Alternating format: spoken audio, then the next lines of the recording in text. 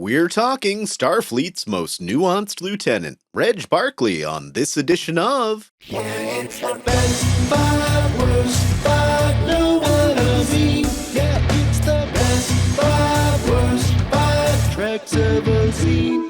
Dwight Schultz is easily one of Star Trek's biggest treasures as an actor. He never gives less than 110%. Basically, every entry wants to be in the best five of this category. But there are a few questionable decisions by this character with multiple levels of neuroses. We'll be ranking today's topic based on the sheer presence of the character and importance of Barkley's actions within the Trek universe. Starting with the fifth worst, Phoned It In. The most superfluous appearance of Reg Barclay is questionable in itself. Author. Basically, Dwight Schultz showed up on the set and collected a paycheck. Barkley's just there to be our auxiliary main character and provide a contact point to the Alpha Quadrant, facilitating the Doctor's arbitration over whether he's a person who can control the destiny of his own creative work in the holoprogram that argues for the rights of holograms, but throws his crewmates under the bus to make a point. As usual, perfect performance from Mr. Schultz,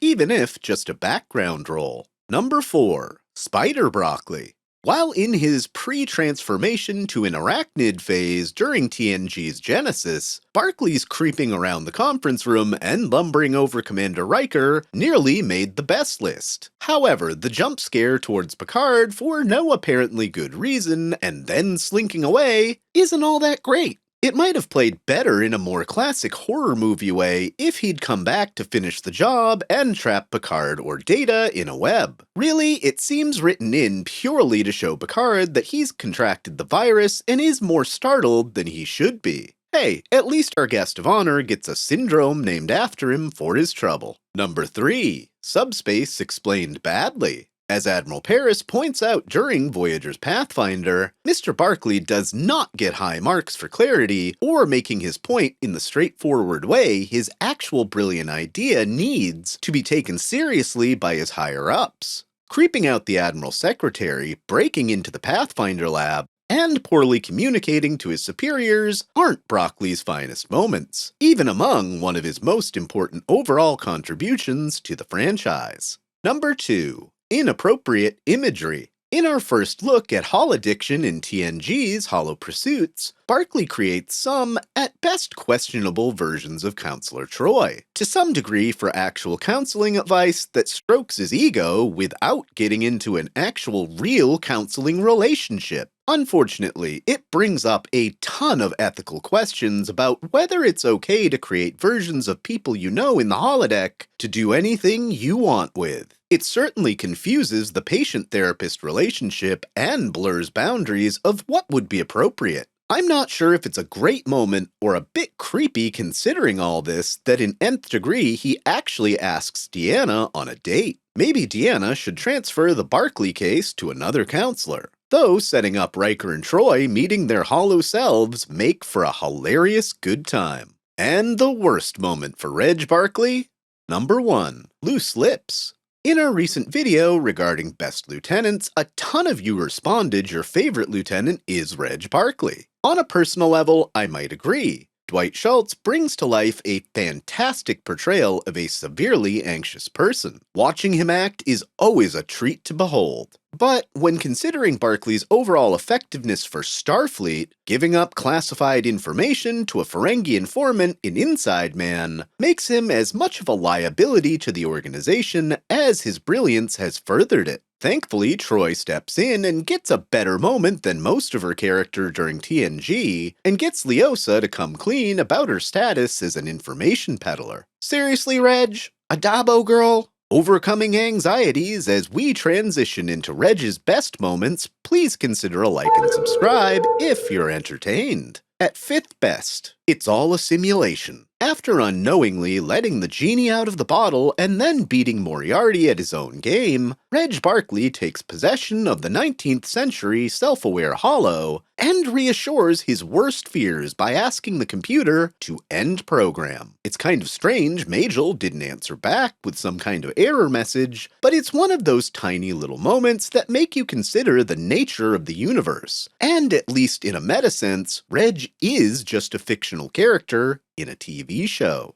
Number 4. All the World's a Stage. TNG's Nth Degree is Barkley's second franchise appearance and opens to him rather badly doing a performance of Cyrano de Bergerac in Crusher's famed playgroup. But it's a step in the right direction towards socializing with a non-holographic crew. He just needed the nudge of a Cytherian probe to push him into what we knew the character could be. This entry is specifically for his private table read, which turns into a one-man show that catches everyone's attention. This is easily one of Trek's best attempts at bringing classic stage stories to life, and here it's all down to an actor whose range seemingly knows no bounds. Number 3. +10 to charisma. While the act of leaking Starfleet secrets landed Mr. Barkley at his lowest moment in cleaning up his mess during the episode Inside Man, he actually uses the kind of charisma normally reserved for holofiction to get the Ferengi to stand down and save the crew of Voyager from the OG version of Badgie that tries to walk them into a scheme to profit off 7 of 9's nanoprobes. While it doesn't eliminate his previous indiscretion, it goes a long way towards his confidence level that's held him back over the years. Number 2.